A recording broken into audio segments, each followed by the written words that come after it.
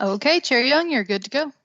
Thank you so much. Welcome back, everyone. We will back up to item 15B, and I will turn it over to Associate Commissioner Dr. Kelly Foster to discuss proposed amendments to 703 KAR 5:280 school improvement procedures, being revised to align with the requirements of Senate Bill 158. Kelly. Great. Good afternoon. Thank you.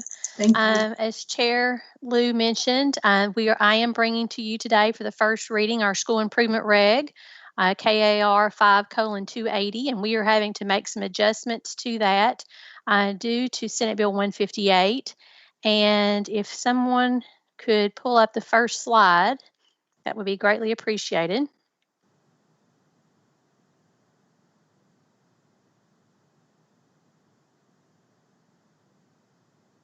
Great, thank you.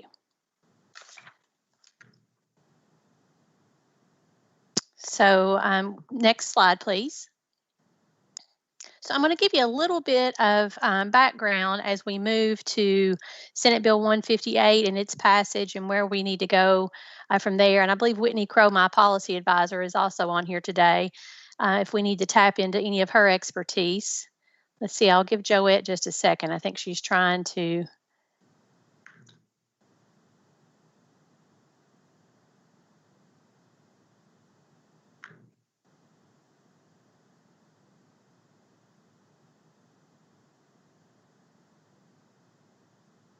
I can't say it's between, I'm in between you and lunch. I mean, I'm the kicking off towards the end. You guys are doing great today. Yeah, no, we're plowing through to the end. Thank you, Kelly.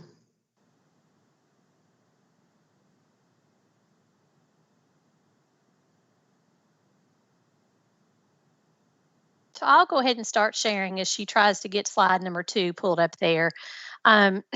So in January 28th of 2019, the U.S. Department of Education sent a clarifying email to states about how the federal law identifies targeted support and improvement schools.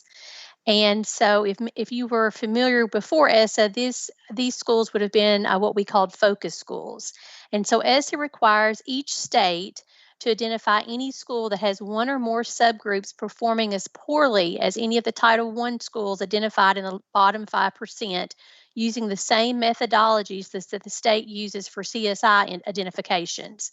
So even though there's not any flexibility in the methodology, states do have some flexibility in determining how often you are going to identify ATSI schools, which are additional targeted and support schools, as well as if they're going to identify the ATSI schools from all schools or from a smaller group of schools that had previously been identified as TSI. Are our slides just jammed, or do I need to try to find this slide deck on my computer and pull it up? I see it on my end. I don't know what's going on. I'll try again. Well, I see it, but I need to be on slide 2, and I think you're on slide 4. And board members, if it's easier for you to follow along, we do have Kelly's presentation in the portal. Sure, I'll keep moving along.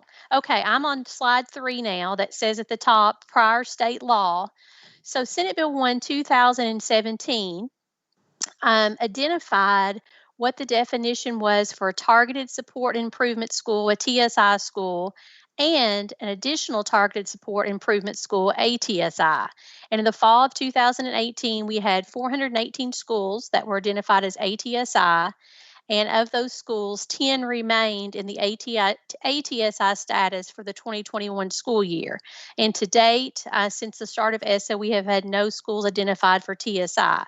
Now, the issue with the language in Senate Bill 1, 2017, how it was defined, TSI and ATSI did not meet the federal classification of that.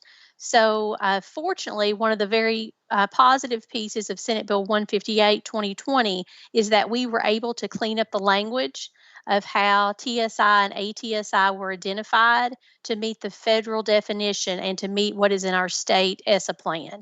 So currently, with the language change in Senate Bill 158, the definition of TSI and ATSI in state law matches what is in federal law and also is what is in our ESSA plan. So that's a big positive of Senate Bill 158. So I am on slide 4 now. Here we go. I think we're on the same page. New state law on targeted support and improvement. So this is just the definition, the 2 new definitions from Senate Bill 158, beginning with the 2021 school year and annually thereafter. The department shall identify a school for targeted support and improvement if the school has one or more of the same subgroups as defined by ESSA, whose performance is in the state accountability system by level, elementary, middle, or high, is at or below that of all students in any of the lowest performing 5% of schools for 3 consecutive years. So there's your first definition for targeted support and improvement. And then Part B walks you through the definition for the beginning with the 21-22 school year and every 3 years thereafter. The department shall identify a school for additional targeted support and improvement if a school has one or more subgroups as defined by ESSA, whose performance in the state accountability system by level, elementary, middle, or high, is at or below the summative performance of all students in any of the lowest performing 5% of all schools. So we have the definition now for targeted and for additional targeted that align. Next slide, please. And this is where it gets a little bit easier to see and understand. In slide 5, we have the entrance criteria summarized for TSI and ATSI, beginning with the 2021 school year and the 21-22 school year. And so I will go ahead and speak briefly. Last year we did not have a state assessment. So the schools that were currently ATSI or CSI still have that status from the federal government at this time. And so these dates that I have before you, 2021 and 21-22, that may change depending on what US Ed does with accountability, as Rhonda and her team mentioned earlier. The letter came from Secretary DeVos that makes us think there will be some sort of accountability system some sort of accountability test in the spring of 21, but we don't know that for sure. But this is the timeline that we're working on right now. So identifying beginning in the 2021 school year would be TSI, and then every 3 years after that in 21-22 would be the ATSI. Next slide, please. Now, this slide really talks about the overall changes in Senate Bill 158, which is the school improvement, the overall changes from Senate Bill 158 to our school improvement reg. So the first one being, before Senate Bill 158, we identified comprehensive support improvement schools every year. So any school that was in the bottom 5% every year or had a graduation rate below 80% was identified as CSI. And so Senate Bill 158 moves the identification of those schools from once a year to every 3 years. And this is an option in ESSA, so we are aligned federally on that. A second change in Senate Bill 158 to school improvement deals with the audit teams. Senate Bill 1-2017 gave a school that was identified as CSI an option to use KBE as an audit team or to go outside with a different audit team that was approved by KBE. Senate Bill 158 requires KBE to conduct all of those audits of the CSI schools. Item number 3, or the third bullet down, permits the appeal of any judgment made by the department of a principal, superintendent, school, or school district which is considered grossly unfair. So if we backtrack, before Senate Bill 1-2017, there was an appeals process in that previous legislation. So throughout this process, we are determining if the principal has the capacity to lead the turnaround work at the school, and if the district has the capacity to help support the turnaround work at that school. Senate Bill 1-2017 took out that appeals process. Senate Bill 158 puts the process back in. So I think everyone, superintendents, principals, staff at KDE, the board, I think everybody's in agreement. Having that appeals process in there is a good thing. And then the last piece that I'll note is that it mandates the turnaround efforts in CSI schools be led by an entity on the Kentucky Board of Education's approved turnaround vendor list, which is defined in the bill and may include KDE staff to serve as the turnaround team. So I will be coming back to you guys in the spring. We'll be developing a process internally about coming up with that vendor list. There was a vendor list. Probably 2009, 2010, when we had persistently low achieving schools that districts could choose from if they didn't want to work with the department during that time frame. No one chose any of those vendor lists. Senate Bill 1 2017 gave districts an option to use KDE as their turnaround team or use a different entity that was approved. We did have one district under that legislation that didn't work with KDE initially because they had already kind of identified their schools as low performing and had been working with an outside entity to help them target some supports for those schools. So they continued on with using that same outside entity. So those are the major changes of that I'm bringing to you in the first reading of 280. The additional slides actually go through line by line, section by section. If you want to go through those, we can. If not, I'll be glad to take any questions that you might have at this time. We have presented to, we've been in front of LSAC once, we have been in front of SAC, and we have also been in front of Rhonda's advisory, whose name I can't think of right this second, but the accountability that the DACs serve on. So we have been in front of 3 advisories before presenting to you today and have received positive feedback from all of those.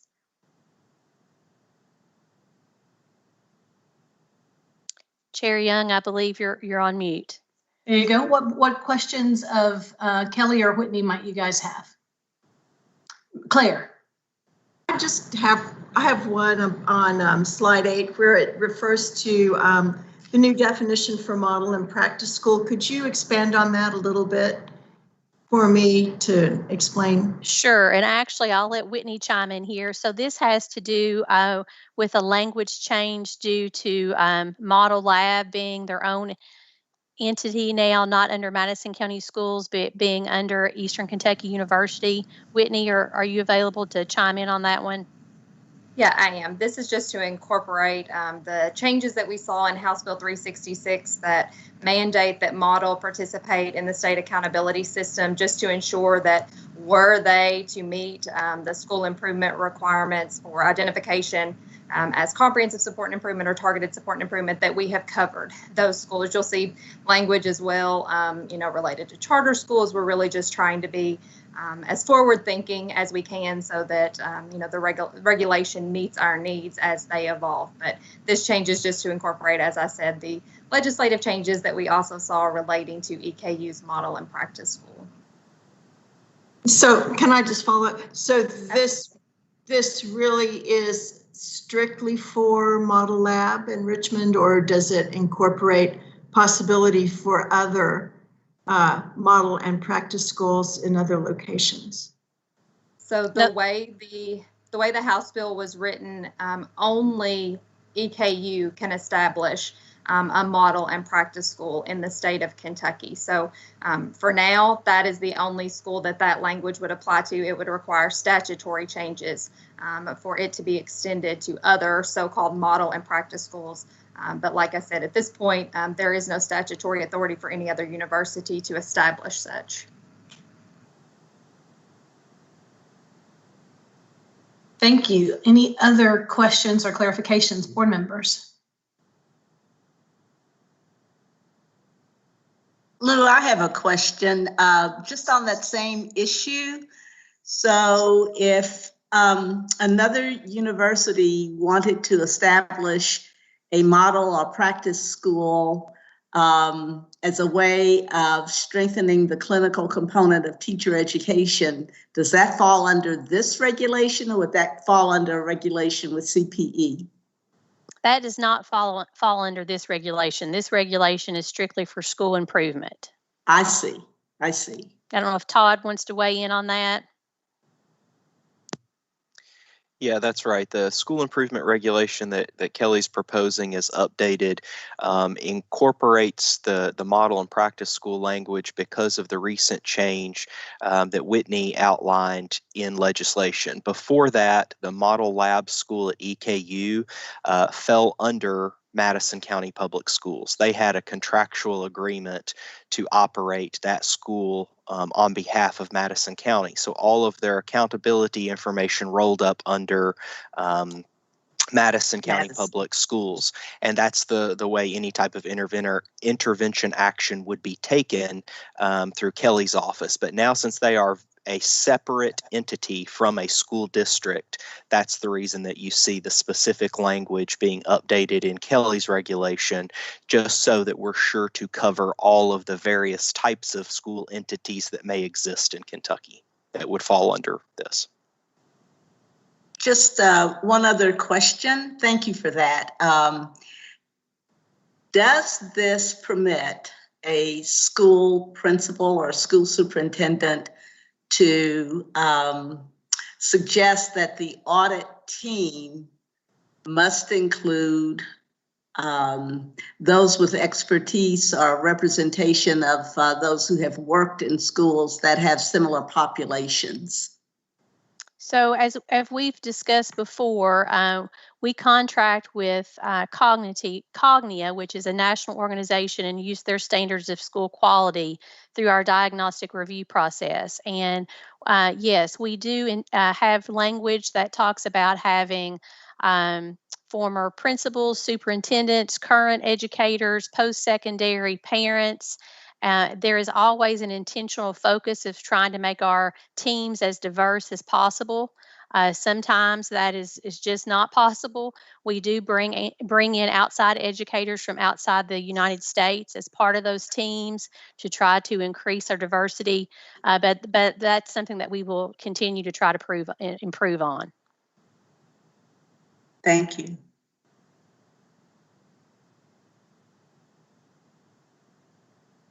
Thank you. Board members, any other questions for Kelly? All right. Thank you so much, All right. Kelly. Thank you so much for your time. Excellent. We appreciate it. Thank you. And thanks for your flexibility, Kelly, around today's agenda. No problem. I knew you'd get to me eventually. I appreciate it. All right. The next item on our agenda is to hear from General Counsel Todd Allen, who will present a review of regulations. And the first one, Mr. Bowling, does regard the non-resident student agreement appeal. So Todd, I will turn it over to you. Sure. Thank you, Madam Chair. The first item that I have is just to alert the board that we have provided you with the updated hearing officer's report in your portal. That's both on the public and private portal, and gives you an overview of where all of the board's various regulations are in process that you've adopted to date. That is a process that carries on after the board adopts those, and we provide that document to you so that you can see where all of those various regulations are in the process until they become effective. I'll pause there. Happy to answer any questions that anyone may have about that. That is really helpful, Todd. Thank you. Yes. Lou? Yes, sir. It's Mike Bowling. I just wanted to tell everybody that per our education earlier in the year, I am going to turn off my camera during this portion while it's being discussed. And then once the discussion's over, or the vote, or whatever you all are going to do, I will then join back in. But I do not wish to take a vote under for either Pineville or the Bell County school system. All right. Thank you. Todd, is that okay on your end? That's fine. We'll note that Mr. Bowling is stepping out of the meeting and abstaining from this matter. Thank you. And then Jennifer can reach back out to you by text, Mike. So the next matter that is on the board's agenda is adoption of a final order in the matter of Board of Education for Pineville Independent School District versus Board of Education for the Bell County School District. Just to briefly update the board, to call your attention to kind of the reason that this is before you. State statute provides that school districts are able to count students for the purposes of claiming SEEK funding that reside within their school district, and they are not able to count students who do not reside within that school district unless there is a written agreement with the school district where they reside to allow the non-resident district to count them for the purposes of claiming SEEK funding. State law also provides that when two school districts cannot agree to a written agreement regarding non-resident students, they can appeal that to the commissioner and ask that the commissioner help in assisting them come to an agreement. If the commissioner makes a decision that either one of the parties disagree with, they can then request a KRS 13D administrative hearing where they put on evidence before a hearing officer, and the hearing officer will give a recommended order to the State Board of Education that then ultimately you all take final action on. I have provided to you, and it's also on the board's portal, the recommended order from the hearing officer, as well as what are called exceptions that were filed by both parties. And the exceptions are essentially their objections or counter arguments to what the hearing officer may have included in his or her final recommended order. And then I've also provided to all of you a confidential and privileged memorandum, as well as a draft final order for the board to consider. At this point in time, if the board needs to take further action to deliberate and discuss this matter before it enters into a final order, the Open Meetings Act does allow you to go into closed session, and I would recommend that you do so for deliberations. If that's necessary, I'm happy to guide the board through taking action to go into closed session. Alternatively, if deliberations aren't necessary, then the board can entertain motions at this time to adopt a final order. Thank you, Todd. I'm sure, as I have, you've had a chance to read through the documentation related to this item. If you would desire time for us to move into closed session and deliberate further on the action, please let me know now. If not, if you feel prepared to move forward to vote on the consideration, we can certainly do that as well. Does anyone feel the need for a closed session? All right, Todd, I think we can move ahead. Okay, Madam Chair. So then at this time, you can entertain a motion by the board to adopt the final order that's been provided to each of you, that I provided to you. And once that is adopted, that will finalize this matter. Thank you. And that motion would include approving the findings of fact, conclusion of law, and final order in administrative action number 19 BOE 0019, Pineville Independent Board of Education versus Bell County Board of Education. Do I have such a motion to approve the findings of fact and conclusions in final order? I so move. Sharon Robinson. We have a motion from Dr. Robinson. Do we have a second? And a second from Ms. Batt. Any? Yes, I second. Thank you so much. And because of the confidential nature of the discussion, I don't know that we will have any open discussion, but if you have any procedural questions or questions for Todd at this point that can be conducted in open session, please feel free to ask. Hearing none, I think we will move for a roll call vote. Jennifer, please. Joanne Adams.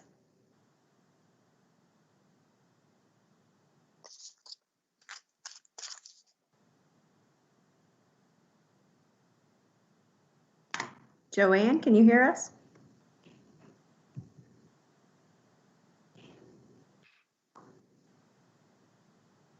Okay, we'll come back to Joanne. Claire Batt. Claire Batt, I vote yes. Holly Bloodworth. Holly Bloodworth, I vote yes. Alvis Johnson. Alvis Johnson, I vote yes. Patrice McCrary. This is Patrice McCrary. I vote yes. Cody Johnson. This is Cody Johnson. I vote yes. Randy Poe. This is Randy Poe. I vote yes. Sharon Robinson. Sharon Robinson, I vote yes. Lee Todd. Lee Todd, I vote yes. Lou Young. This is Lou Young, and my vote is yes. And we'll try one more time, Joanne Adams. Jennifer, it appears Joanne has dropped off, so may try to reach out to her and see if we can reconnect her. Okay, I'll do that and also reach out to Mike Bowling. Thank you. Thank you, Chair. During the break, Joanne was having some problems with connecting, so I'm not sure if that might have been some of the problem. Thank you so much, Cody. We'll see if we can get her back in. Thank you, Todd, for your direction on that and for all of the time and effort you spent working through to a resolution for our consideration today. And the next item is back to Todd on the litigation report. Sure. Thank you again, Madam Chair. This is the final item that I have for you, at least on the agenda. I have provided to all of the board members on the secure portal an updated litigation report. All of the changes since the last time you've received a report appear in bold-faced font. If there are any specific questions that board members have that require a discussion among the board, then I would recommend that we go into closed session to have that discussion on a specific legal matter and to receive legal advice. But if there aren't any specific questions, then there's no action necessary. And do we have any board members who would desire that closed session time? All right, thank you. And in the future, of course, always feel free to let us know in advance if there's something that shows up on the portal and you have some question or desire for a closed session, you can always make those arrangements. At this time, another one of our favorite parts, Soliana, of our meeting is the chance for board members to share about anything that they have done or of note that they would like to share since our previous meeting. So at this time, I would just encourage you to open mic and feel free to share anything that you would like to.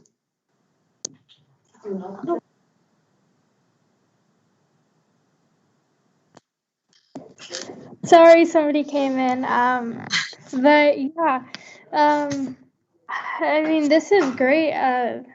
There's no, these past few meetings, I've just been, trying to embrace my surroundings and trying to embrace this and, gain as much information as I can. I'm not too fond of the legislative aspect of education, so these meetings have been really important for me to gain that information. So, I mean, I'm personally good. I'm sorry if that's not what you were looking for.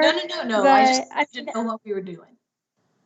Yeah, no. I mean, as I learn more over time and as I trying to kind of settle into this environment, I feel more adequate and more, I'd say, confident information will come out. But for now, I'm good. But I thank you for giving me the opportunity. Excellent. Thank you so much. And welcome back, Ms. Adams. Ms. Sloan. So I just wanted to take a moment to talk about a couple of things. First is something that we have not really mentioned, and I know we have kind of haphazardly and a little bit, but through all of this situation with our schools, I know our parents are frustrated, and I know they're dealing with a lot, teaching students and their children at home and dealing with the technology problems that we have across the state. But I'd really like to give a shout out to our parents because the majority of them have been phenomenal. They're going above and beyond and doing things that they've never had to do as parents before. They're being patient and flexible. There's school systems that are allowing students to come in, that are even virtual, that are allowing kids to come in one-on-one, and parents are adjusting their day to bring their children in for those one-on-one services, for physical therapy, occupational therapy, speech services, special ed, and lots of other things. They're taking their kids to places to get that Wi-Fi to make sure that they're completing their work when they don't have it at home. They're doing drives for supplies for our schools. We had a bunch delivered yesterday. It was a parent, one of our faculty members, but he's actually a parent, and dropped off all kinds of supplies that our local community had gathered for our students. They're making masks and bringing them. I have a parent that's made all kinds of masks and are bringing them into our schools. So I just wanted to give a shout out to our parents because they have been phenomenal, and I think they deserve some kudos right now, above a lot of us. We talk about our teachers and how hard they're working, and I know that for a fact, but I just wanted to make sure that our parents got some recognition as well. And then I'd also be remiss if I didn't say that October is Dyslexia Awareness Month. So I hope that our schools are continuing to learn more about dyslexia, learn more about how it's identified and how it works with our special ed services, 504 plans, and what our children need. And if teachers or schools or anybody have any questions, they're more than welcome to reach out to me. But during this month especially, I'd like to get that information out. Thank you. Thank you so much. Excellent. I would also like to just share for a moment. I asked Dr. Glass if it would be okay if I could share that Tony Tatman is no longer the interim director of communications for the Kentucky Board of Education and Kentucky Department of Education. The interim has been removed. So Tony, special thank you from me for keeping me straight, for keeping me alive on Twitter, and for all you have done to pave the way for Soliana joining the board, Randy joining the board, Dr. Glass as he transitioned to Kentucky, and a lot of the kudos that we shared with Kevin this morning were mutually shared by you for all of the work that you did, many, many long days, many weeks without a single day off over the course of the pandemic. And so we are really excited about that. We are congratulating you on a more permanent position. Our gain is certainly Jefferson County Schools' loss, but congratulations, and looking forward to continuing to work with you for several years Thank ahead. you very much. I appreciate it. I'm very honored to be in this position. Thank you. Oh, thank you. Congratulations. Yeah. And Jason, I'll yield a little bit of time to you too, if you want to add, since I stole your thunder on Tony there, sorry. Thank you, Madam Chair. No, you did a great job. I'll just join you in expressing our gratitude for Tony for all the work that she's done. It really was one of the easier things that I've had to deal with coming on was trying to talk Tony into staying.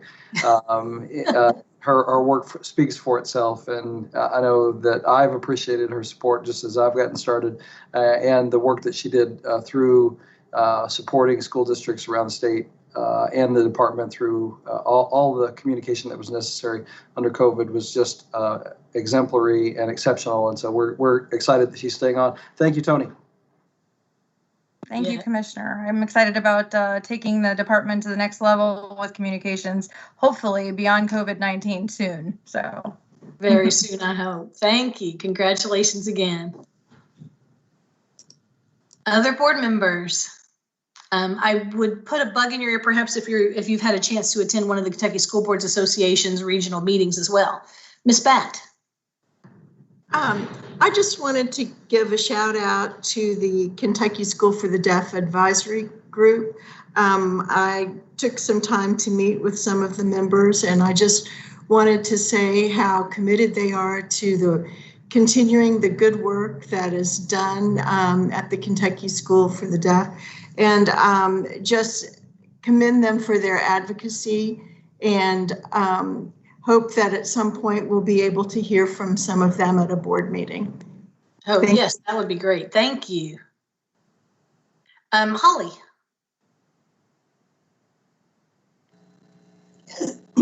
Yes, I just wanted to give a shout out to Allison and to all the other teachers and support staff out there.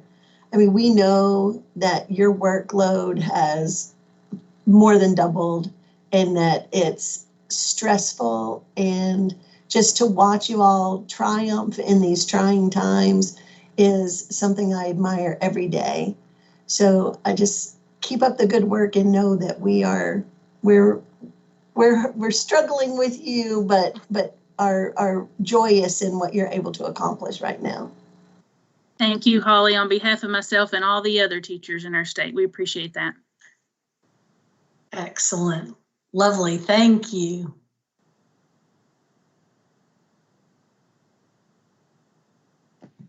All right. Oh, yes, please. I'll just say thank you to all the staff that got me set up and this week. It's been tremendous. They've been a fantastic help. So Dr. Glass, you've got a great crew there that's going to go above and beyond to make sure that we're all taken care of. So thanks to the staff that got me all set up in a short period of time. Excellent. Thank you. And Randy, it took a village to orient and induct us. So you and Soliana have been easy peasy. So thank you. Yes, Holly, I think you were going to add something else. Just one little thing. If you, I just discovered a new view. If you go up to your 3 dots and click on together mode, it will make you smile. I think it's weird. So it's just so funny because we're all just sitting there. We don't fit in in our chairs.